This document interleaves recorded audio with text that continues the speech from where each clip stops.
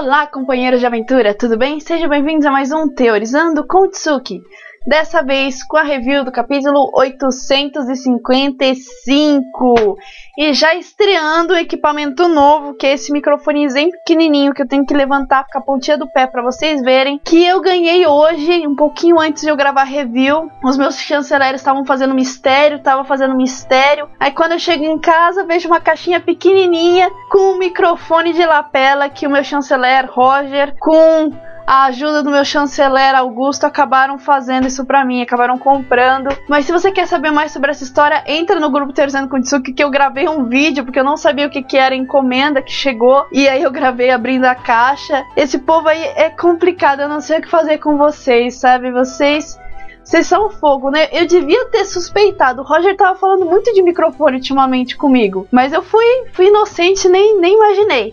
Então eu tô fazendo o primeiro teste com ele. Vamos ver se fica melhor. Vamos ver se eu paro de bater no microfone dessa vez. E vamos que vamos pra review propriamente dita. Esse foi um capítulo mais tranquilo, mais sereno. Um capítulo com uma pegada mais cômica. Ele já começa mostrando a tempestade que continua caindo sobre o Holy Cake. E Bobin se levantando depois daquela bicuda que ele recebe do Sandy. E é mostrado que ele tem uma habilidade muito estranha que coloca todos pra dormir, provavelmente preocupado com a repercussão dele ter deixado o Sanji escapar. Sabemos que a Big Mom repreende de forma assassina quem falha com ela, então provavelmente ele ficou com medo disso, embora ele não pareça realmente assustado, ele só parece nervoso, bravo, e ele sai em direção aonde Sandy fugiu. Esse medo é uma coisa bem legal de a gente pontuar, porque ele que vai ser o detonante dessa tripulação. Ao tempo que, de certo modo, a gente pode dizer que aquilo que desmontou a tripulação do Barba Branca foi a união deles, não é? Eles entraram numa guerra para salvar um deles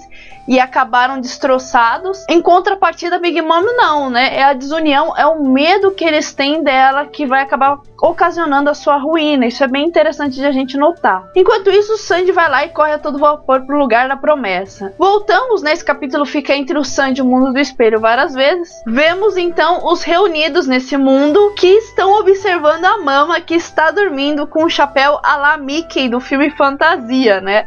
Ela tá dormindo na maior. E agora só o Luffy não viu a Yonko de verdade, né? Lembrando que a Brulé fez maior discurso lá na Floresta da Sedução, dizendo que apesar de tudo que os Supernovas fizeram, nenhum deles conseguiu se encontrar com a Mama. E agora todos da tripulação do Luffy que estão ali, com exceção do próprio Luffy, já ficaram de frente com a Yonko. É um contraste bem interessante. Engraçado que isso acontece até mesmo na frente da própria Brulé, não é mesmo? E mesmo dormindo, a mulher, gente, ela é intimidante, ela é enorme. A gente pode ver que o Brook tem por volta de 2,10 metros, 2,13 metros, alguma coisa assim, e ele fica pequeno perto dela.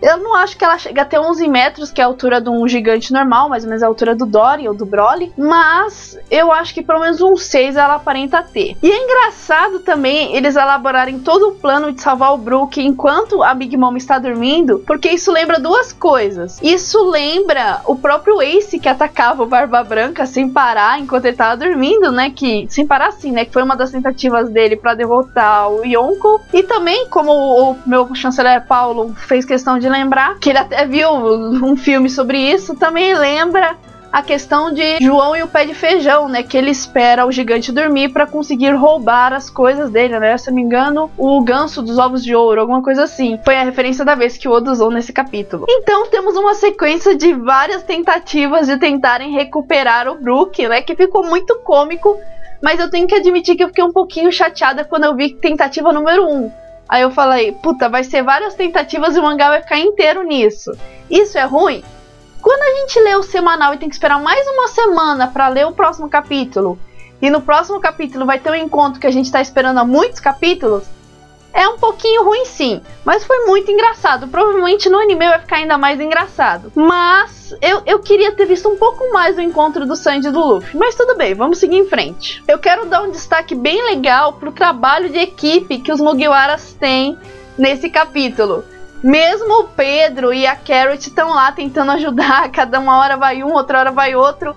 É muito bacana ver como o Jinbei salvou a Nami no final, né? Que foi ela a única que realmente conseguiu acordar o Brook e estava levando ele embora. Mas ela acaba fazendo barulho. E nesse momento quem salva os dois ali é o Jinbei, num movimento muito rápido. E ainda deixa a cópia do Brook pra trás, pegando fogo e tudo. Eu só fiquei com uma dúvida de por que eles não usaram o poder da Brûlé pra fazer uma cópia do Brook. Eu acho que seria muito mais útil e enganaria muito mais a Big Mom do que necessariamente um osso de um executado e aquelas algas japonesas que eles roubaram na cozinha. Até porque aquelas algas não parecem em nada com o afro, gente. É uma textura diferente. Assim que acordar, se a Big Mom colocar a mão no cabelo dele, ela vai reparar que aconteceu alguma coisa. Eu não sei, talvez eles achassem que não conseguissem convencer a Brûlé. Falou que ela precisa estar na entrada do mundo dos espelhos para isso acontecer, né? De eles conseguirem transitar livremente. Mas era só ela deixar ela ali paradinha na entrada do mundo espelho e fazer o poder dela assim pro Brook. Ela não tava tão longe do Brook. Eu acho que talvez fosse um pouco inviável, talvez ela não quisesse cooperar, acabasse fazendo barulho. Então seria muito arriscado. Mas seria uma boa ideia também, pelo menos eu acharia uma boa ideia. Nesse meio tempo, entre eles, a gente nota também a habilidade do Napoleão, né? Que ele vira uma espada. Além do poder de controlar os outros homies na ilha, controlar não, eu digo assim, se comunicar com eles, ou melhor, saber o que eles está acontecendo, receber informações exatas de cada um deles, ele também serve como uma espada. Eu não consigo imaginar a Big Mom lutando com uma espada. Até porque se ele é uma espada com vida, ele parece o Fred Frigg, eu não vou lembrar o nome exato, que é aquela espada do Spandan, que ela tem vida própria porque ela comeu a Akuma no Mi do elefante, que é aquele processo que o Vegapunk aprendeu, que a gente ainda não sabe como funciona. Nesse caso, a Big Mom não necessariamente precisava usar a espada, né? A espada pode lutar sozinha, já que ela tem vida. Então, não necessariamente ela precisa empunhar o Napoleão no meio das lutas. Paralelo a tudo isso, nós vemos o Sanji ainda correndo em direção ao lugar prometido para se encontrar com o Luffy, muito nervoso e repetindo a mesma sequência de cenas de quando ele levava comida para a mãe dele. Se vocês perceberem, está chovendo da mesma forma, um cachorro tenta atacar ele da mesma forma, embora ele é menos bruto com o cachorro dessa vez, né? Porque ele não nega comida a ninguém, mas aquela comida não é dele, né? Então ele é, digamos, um pouquinho mais delicado dessa vez, não apanha tanto como quando era criança. E é uma referência bem bacana a todo o ritual que ele fazia para entregar comida para a mãe dele, que era um sinal de que a mãe dele tinha conseguido ganhar no final contra a alteração genética, ou seja, ela conseguiu fazer que um dos seus filhos tenha sentimentos. Toda essa cena é para mostrar todo o sentimento que o Sanji carrega. Da mesma forma que ele fazia isso para sua mãe, ele está fazendo isso agora pro Luffy. É uma referência muito bonita e bem bacana que o Oda colocou aí. E, gente, como eu ri, voltando pra cena do Brook e da galera, como eu ri do Brook se espantando com o esqueleto. Gente, ele é um esqueleto e ele se espanta com o esqueleto, ainda gritando, meu Deus, um fantasma. Até porque é mostrado que ele se assusta muito fácil, né? Em Thriller Bark, quando gritam um fantasma, que ele fica morrendo de medo, até que falam, cara, o fantasma é você. No caso não, ele é um esqueleto, mas ainda assim é um morto-vivo da mesma forma. O Brook é muito engraçado, fala sério, como assim vai se espantar com o esqueleto? E depois de tudo isso, né, depois de enfrentar o cachorro, o Sanji acaba chegando ao campo de batalha e ele fica lá investigando, procurando o Luffy, não usando o hack da observação. Eu até tenho uma teoria, eu já comentei em alguns vídeos atrás, mas vou reforçar aqui, que o hack só consegue ser utilizado quando a pessoa tem um pouco de estabilidade emocional e física também. E nesse caso, como o Sanji está completamente descontrolado, né, completamente instável, ele não conseguiria usar o hack, então ele foi lá e só usou a visão dele mesmo pra achar o Luffy. Até porque não tem razão dele não ter usado o hack da observação, sendo que ele treinou isso muito nos últimos 2 anos. A única explicação que eu vejo pra isso é que, tanto pra isso, quanto pro fato do Luffy não ter usado o hack do rei até então, como eu disse no outro vídeo, é que você precisa de uma certa estabilidade, que nem o Luffy tem agora, fisicamente, e o Sanji mentalmente, por isso que não foi usado hack do rei nem hack da observação. E se vocês prestarem atenção no cenário, dá pra ver até o Rainbow, que é aquela árvore que a Nami e o Luffy estavam montados, né? Dá pra ver ele no fundo da cena, que é justamente o lugar onde o Luffy está apoiado. Mais uma vez tendo que prender o cabelo, porque esse calor aqui tá insuportável. E voltamos para a última cena do Mundo dos Espelhos, onde vemos que acertamos, né? No último review do bando, comentamos a possibilidade do pessoal do Mundo dos Espelhos puxar o Brook pra dentro, lá para eles se reorganizarem lá no mundo lá da Brûlé. E realmente aconteceu isso.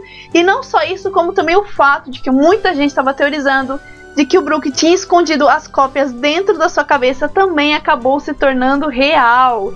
O que é absurdo, porque as cópias são enormes, elas pegam todo o chão e mesmo assim o cara conseguiu esconder literalmente dentro da cabeça. É impressionante. E cara, eu fiquei muito satisfeita com essa cena. É muito justo pro sacrifício que o Brook e o Pedro fizeram. Eu até disse na review, que foi falado sobre a voz das coisas, que eu tava preocupada que, o Pedro quase morreu ali. O Brook enfrentou diretamente a Yonko. Seria um desmérito dos dois se eles não conseguissem fazer essas cópias. Mas, para a alegria da galera e desejo total da nação, ele conseguiu. E é muito legal a cena de festa, tá todo mundo lá comemorando que ele conseguiu as 3 cópias, né, dos 3 poneglyphs, caso vocês não lembrem.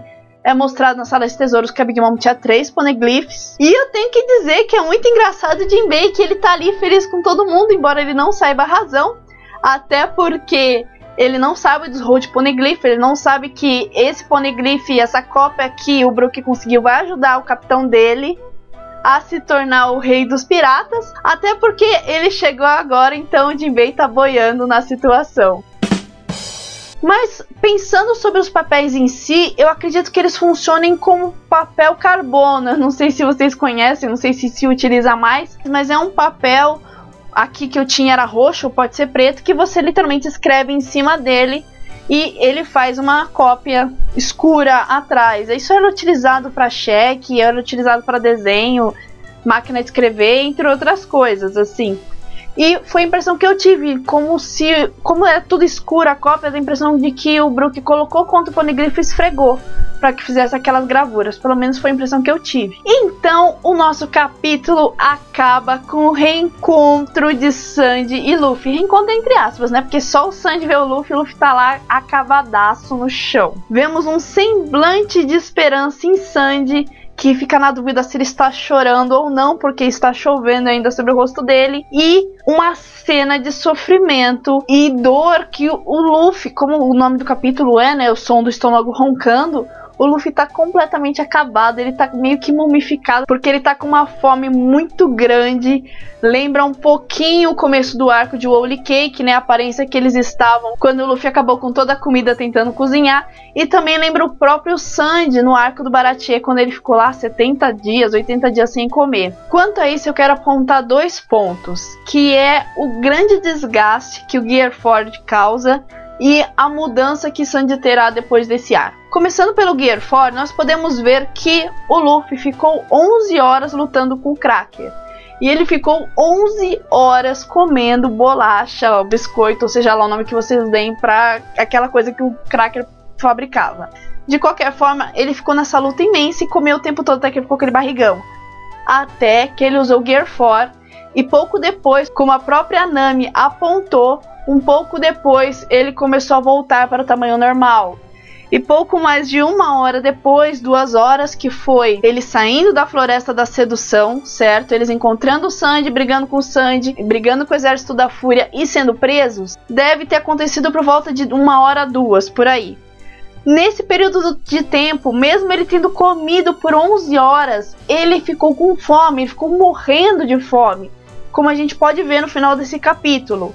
Ou seja, o desgaste, o nível de energia que o Gear 4 utiliza é muito, muito grande. Eu gostaria de ver, por exemplo, um trabalho em equipe, talvez do Chopper ou do Sandy, ou pelo menos do Sandy, utilizando aquelas 99 receitas de Kamabaka, para fazer algum tipo de comida que ajude o Luffy nesse desgaste absurdo de energia. Ou seja, ele consumiu tudo muito rápido, o corpo dele não ficou com reserva nenhuma de energia, depois de ele ter usado o Gear 4 por, não sei, 2 minutos. O Gear 4 hoje em dia tá criando tanto desgaste no corpo do Luffy quanto o Gear 2 ali durante Enies Lobby. Até mesmo o LOL disse, né, lembrando que o LOL é médico. Quando ele tava lutando com o Doflamingo, ele comenta, né, o LOL ali jogado do lado do Cavendish. Ele está se empurrando novamente além dos seus limites. Isso é bem interessante de a gente perceber, e esse arco nos serviu para reforçar bastante essa penalidade. E a última coisa que eu queria pontuar é numa questão da personalidade do Sandy, ou melhor, atitudes do Sandy em geral. Eu até fiz um tópico sobre isso no Teorizando com Tsuki, no grupo aqui na descrição, entra lá que a gente está sempre puxando teoria, e perguntando para a galera o que eles acham que vai mudar na atitude do Sandy depois que todo o arco de Whole Cake acabar. Como assim, Tsuki? Então, Depois que a Robin saiu do bando e depois voltou, depois que tudo aconteceu com a Enies Lobby, ela parou de chamar as pessoas do bando por seus títulos. Por exemplo, capitão, navegadora, nariz, né? Ela chamava o Sop de nariz, ou cozinheiro. Ela começou a chamar todo mundo pelo nome. O Sop, depois que ele saiu da tripulação e ele voltou, ele parou de se chamar de Capitão Sop. Ele pode até se chamar de Grande Sop, mas ele nunca mais se chamou de capitão. Porque depois que ele viu que tudo que Luffy enfrentou, viu quão importante Luffy é como capitão, ele nunca mais se chamou de capitão novamente. Ou seja, foi amadurecimento dos dois personagens e mudanças de atitude. Levando-se em conta tudo isso que está acontecendo em Whole Cake, tudo que o Sandy, direto ou indiretamente, fez o Luffy sofrer, eu sei que não foi a intenção dele, eu sei que ele fez isso pensando no bando, mas independente disso, lembrando que o Sandy é uma pessoa sentimental, que ele fica carregando com a culpa. Tantos anos se passaram do que aconteceu com o Zeff e ele se culpava ainda de ter feito ele perder a perna pra salvar ele só porque tinha o mesmo sonho. Eu duvido muito que o Sandy esqueça esse episódio de Whole Cake. Então eu pergunto pra vocês, vocês acham que esse episódio vai servir pra que o Sandy tenha alguma mudança de atitude em relação ao Luffy ou em relação à tripulação em si?